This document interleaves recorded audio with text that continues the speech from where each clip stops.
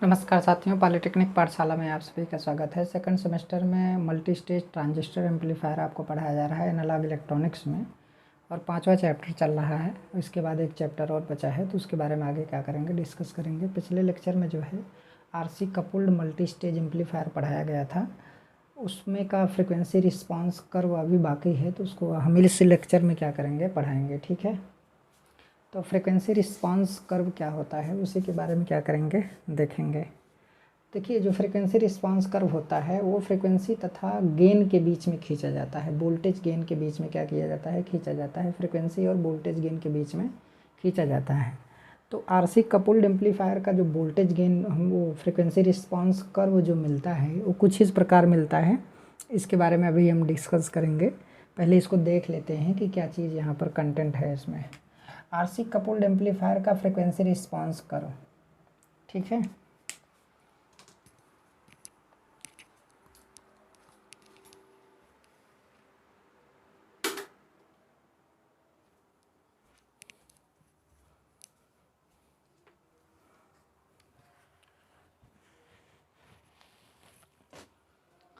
तो frequency response curve की अगर बात करें तो इस कर्व को 3 भागों में डिवाइड किया गया है। एक low frequency range, mid frequency range तथा हाई फ्रिक्वेंसी रेंज में डिवाइड किया गया है। ठीक है, तो ये हमारा मिड फ्रिक्वेंसी रेंज है। ये वाला जो है, ये देखिए मिड फ्रिक्वेंसी रेंज।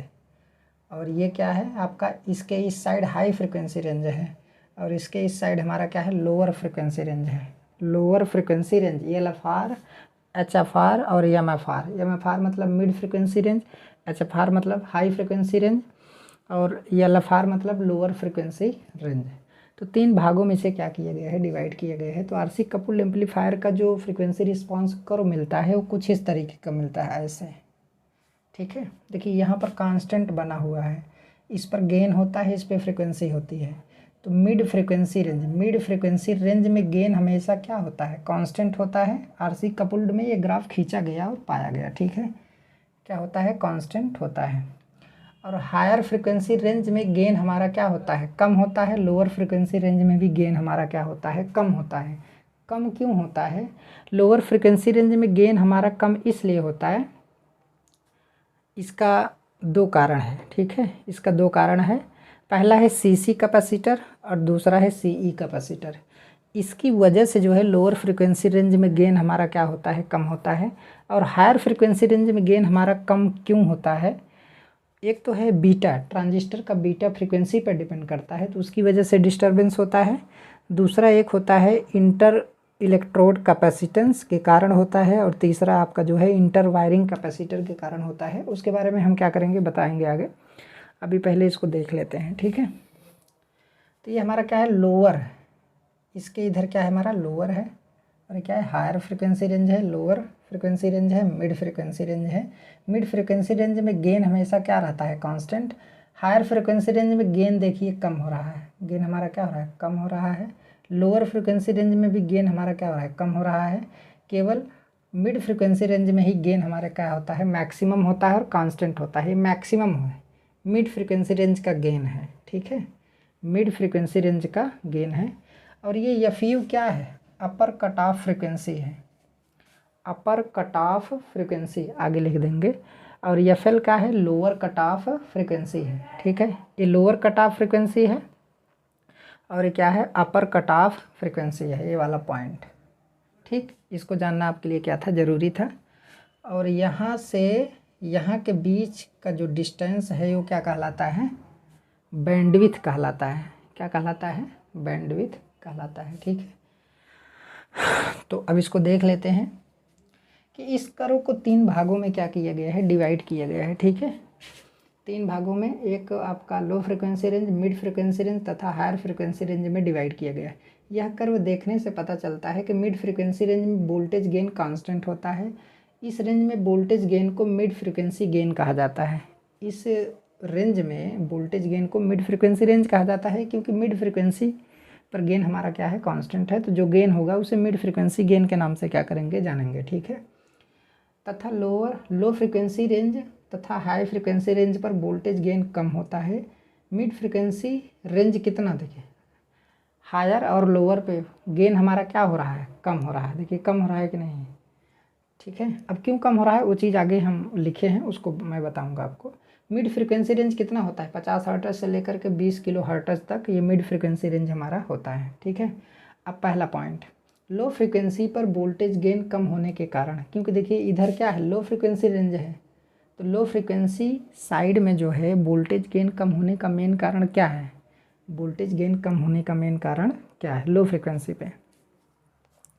देखिए एक हमारा कैपेसिटर होता है, जो कैपेसिटर होता है ना, इसमें क्या होता है, रिएक्टेंस यक्सी होता है। तो यक्सी बराबर होता है, यक्सी क्या करता है, कैपेसिटर में करंट के मार्ग में अवरोध उत्पन्न करता है। तो अगर यक्सी बराबर होता है 1/2 पाई एफ इंटू सी, तो आप देखिए फ्रीक्वेंसी का क्या है, उल्टा है। तो आप देख लीजिए कि यक्सी इज़ डायरेक्टली प्रोपोर्शनल 1/f। अगर फ्रीक्वेंसी लो होगी तो यक्सी का मान बहुत ज़्यादा होगा। सोचिए यक्सी का मान क्या होगा, बहुत ज़्यादा होगा। तो जब लो फ्रीक्वेंसी का एसी होगा, लो फ्रीक्वेंसी का एसी सिग्नल होगा, तो लो फ्रीक्वेंसी का एसी सिग्नल होगा तो यक्सी का मान ज़्यादा होगा। जब यक्सी का मान ज़्यादा होगा तो लो फ्रीक्वेंसी का एसी सिग्नल कैपेसिटर पास नहीं कर पाएगा। समझ में आया।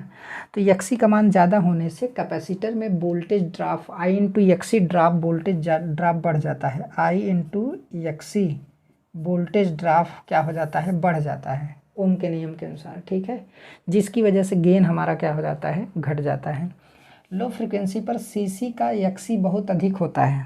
देखिए लो फ्रीक्वेंसी पर सीसी मतलब कपलिंग कैपेसिटर, सीसी मतलब क्या है, कपलिंग कैपेसिटर का यक्सी बहुत अधिक होता है। यक्सी क्या है हमारा, अधिक, क्योंकि फ्रीक्वेंसी लो है तो यक्सी अधिक होगा। बहुत अधिक होने पर सीसी में वोल्टेज ड्रॉप बढ़ जाता है। वोल्टेज ड्रॉप क्या हो जाएगा, बढ़ जाएगा। क्यों, क्योंकि वीसी बराबर आई इंटू यक्सी होता है, तो यक्सी हमारा बढ़ जा रहा है तो वोल्टेज ड्रॉप हमारा क्या हो जाएगा, बढ़ जाएगा, ठीक है। वोल्टेज ड्रॉप बढ़ जाता है और वोल्टेज गेन क्या हो जाता है, कम हो जाता है। क्योंकि वो देखिए अब जो कपलिंग कैपेसिटर है वहाँ पर अगर वोल्टेज ड्रॉप बढ़ जाएगा ना तो सिग्नल हमारा कमज़ोर हो जाएगा, ठीक है। सिग्नल कमज़ोर होने लगता है, कमज़ोर हो जाता है, जिसकी वजह से वोल्टेज गेन हमारा क्या हो जाता है, कम हो जाता है। या फिर आप कह सकते हैं कि जब सिग्नल कमज़ोर होगा तो इनपुट में बेस वोल्टेज भी हमारा कमज़ोर होगा, तो उसकी वजह से हमारा गेन कम हो जाता है। तो वही है, वोल्टेज ड्रॉप बढ़ जाएगा भाई, सिग्नल का ही वोल्टेज ड्रॉप, सिग्नल में वोल्टेज काफ़ी ज़्यादा है, अब उसका कुछ वोल्टेज ड्रॉप बढ़ जाएगा, वोल्टेज ड्रॉप हो जाएगा, बीच में ही लॉस हो जाएगा वोल्टेज, तो क्या हो जाएगा, फिर सिग्नल का पावर लेवल कम हो जाएगा, तो गेन हमारा क्या हो जाता है, घट जाता है। इसमें कुछ भी जानने की ज़रूरत नहीं है, जो यहाँ पर लिखा है उतना जानने की ज़रूरत है। CC coupling capacitor, low frequency पर कपलिंग कैपेसिटर का यक्सी बहुत अधिक होने की वजह से वोल्टेज ड्रॉप बढ़ जाता है, जिसकी वजह से गेन घट जाता है। सिंपल सी बात है। मान लीजिए 100 वोल्ट जा रहा है, अब बीच में कपलिंग कैपेसिटर में 20 वोल्ट ड्रॉप हो गया तो 80 वोल्ट ही ना बचेगा, तो 80 वोल्ट बचेगा तो अब 80 वोल्ट हमारा क्या होगा, एम्पलीफाई होगा। अब 80 वोल्ट एम्पलीफाई होगा। अगर 100 वोल्ट एम्पलीफाई होता तब तो ज़्यादा अच्छा था, क्योंकि 20 वोल्ट तो कपलिंग कैपेसिटर में ही ड्रॉप हो जा रहा है। तो अगर कपलिंग कैपेसिटर में 0 ड्रॉप हो तो 100 वोल्ट का एम्पलीफिकेशन होगा, तो एम्पलीफिकेशन हमारा आउटपुट और ज़्यादा होगा। और 80 वोल्ट का एम्पलीफिकेशन होगा तो पहले 100 वोल्ट की अपेक्षा क्या होगा, कम होगा, ठीक है। और लो फ्रीक्वेंसी रेंज पे सी का रिएक्टेंस क्या होता है, अधिक होता है। अब देखिए जो सी होता है ये भी तो कैपेसिटेंस है, तो इसका भी रिएक्टेंस क्या होता है, बहुत ज़्यादा होता है। वो जब बहुत ज़्यादा होगा इसका रिएक्टेंस, तो सिंपल सी बात है, लो फ्रीक्वेंसी को वो पास नहीं कर पाएगा, लो फ्रीक्वेंसी के एसी सिग्नल को पास नहीं कर पाएगा। आपको पता है कि हमारा ट्रांजिस्टर होता था ना, ये हमारा क्या है, ट्रांजिस्टर है, यहाँ पर एमीटर है, यहाँ पर रेजिस्टेंस लगा है, यहीं पर तो हमारा सी लगा है, सी। अब सोचिए इसका अगर यक्सी जो है बहुत ज़्यादा हो जाएगा तो एसी का कुछ कंपोनेंट जो है इधर भी चला जाएगा, और इधर भी तो हमारा एसी जाएगा ही, तो इधर भी एसी प्लस हमारा क्या जाएगा, डीसी जाएगा। तो एसी का जब कंपोनेंट इसमें आ जाएगा ना, इस वाले रेजिस्टेंस में आरई में जब एसी का कंपोनेंट आ जाएगा तो वोल्टेज गेन हमारा घट जाएगा। ये चीज़ मैंने पहले ही भी आपको बताया है। तो ऐसा ऐसा कब हो रहा है, यक्सी का मान बढ़ क्यों रहा है, क्योंकि लोअर फ्रिक्वेंसी की बात की जा रही है। लोअर फ्रिक्वेंसी, ये हमारा क्या है, लोअर फ्रिक्वेंसी रेंज है। तो लोअर फ्रिक्वेंसी पर सी का रिएक्टेंस क्या हो जाता है, बहुत अधिक होने से एसी कंपोनेंट को पूरी तरह से बाईपास नहीं कर पाता है। जब इसका यक्सी का मान क्या होगा, ज़्यादा होगा, तो पूरे एसी को इधर बाईपास नहीं कर पाएगा, इधर बाईपास नहीं कर पाएगा। कुछ AC जो है इस रेजिस्टेंस RE में भी क्या हो जाएगा, चला जाएगा। ठीक है, तो जो इधर से जाएगा ना वो नेगेटिव करंट फीडबैक का काम करेगा, तो इनपुट वोल्टेज घट जाएगा जिसकी वजह से वोल्टेज गेन घट जाता है।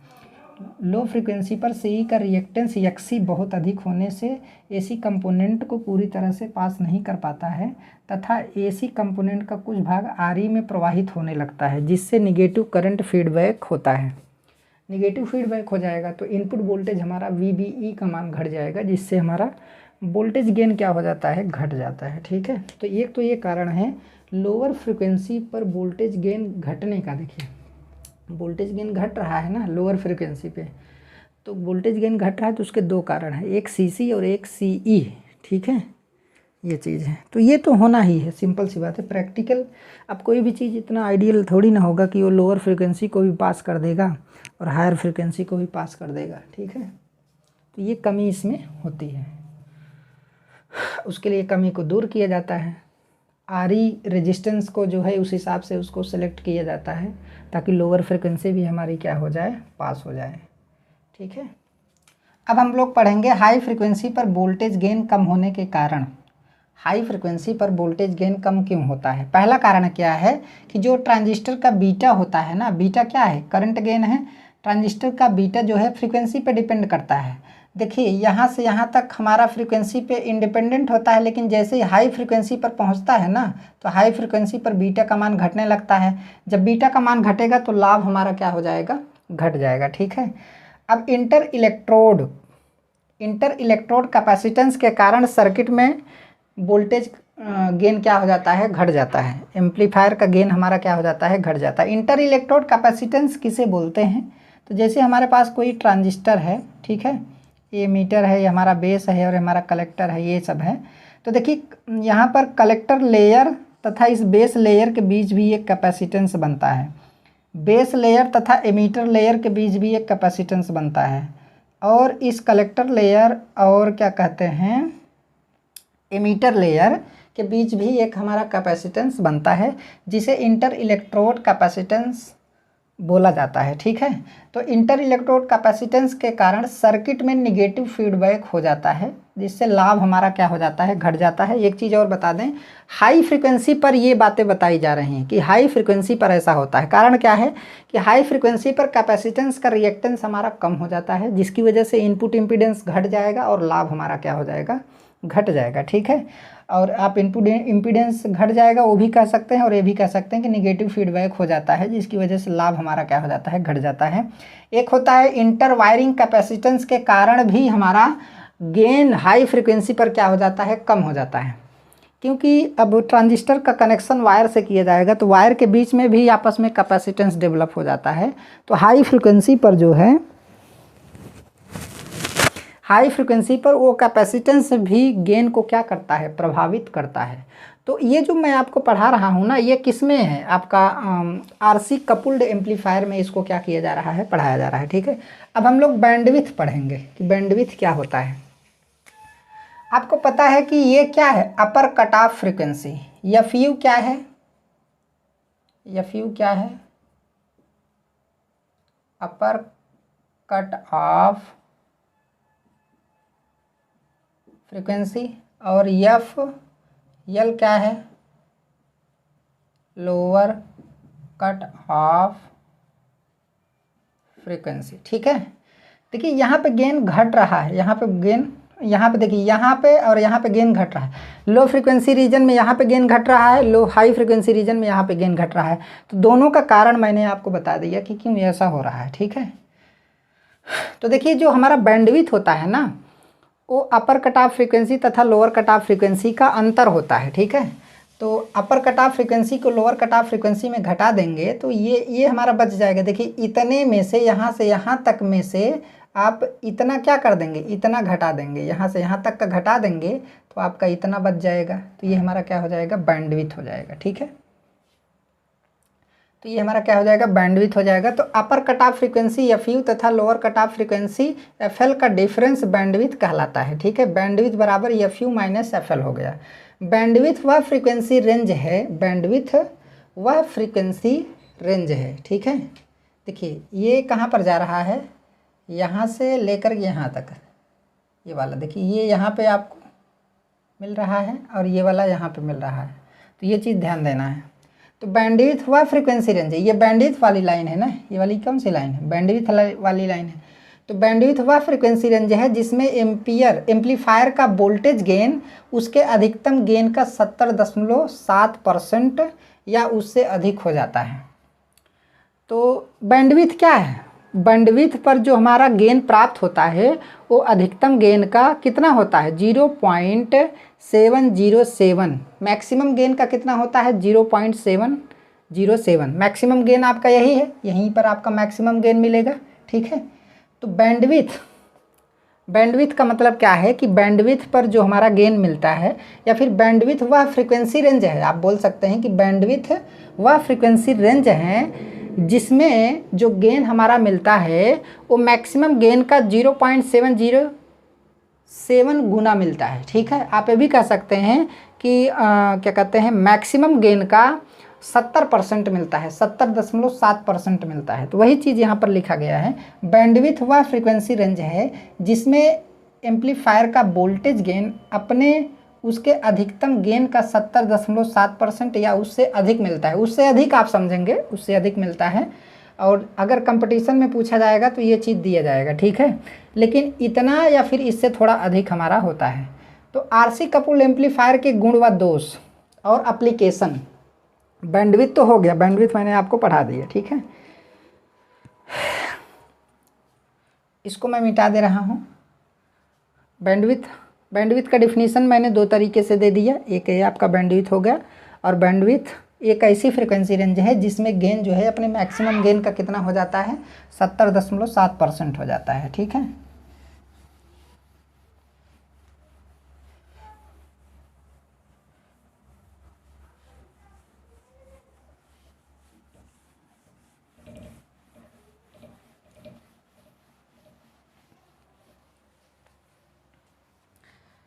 देखिए एक चीज़ मैं आपको बता दूं कि आरसी कपल्ड एम्पलीफायर के गुण, दोष व एप्लीकेशन। तो सबसे पहला गुण, दोष व एप्लीकेशन क्या है, रेजिस्टेंस या कैपेसिटेंस का प्रयोग होता है जो सस्ता होता है। आरसी कपल्ड में रेजिस्टेंस यूज होता है और कैपेसिटेंस यूज होता है जो सस्ता होता है, ठीक है। और इसमें जो दूसरा पॉइंट है,